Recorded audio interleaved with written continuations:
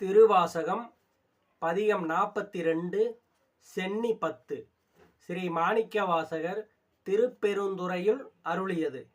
பாடல் 10. திருச்சிற்றம்பலம்.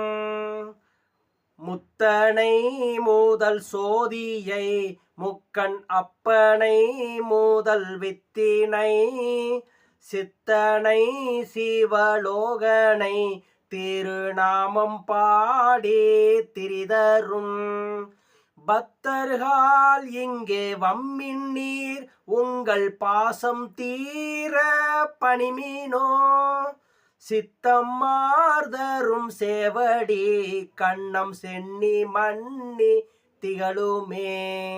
சித்தம் மார்தரும் சேவடி கண்ணம் சென்னி மன்னி திகழுமே. திருச்சிற்றம்பலம்.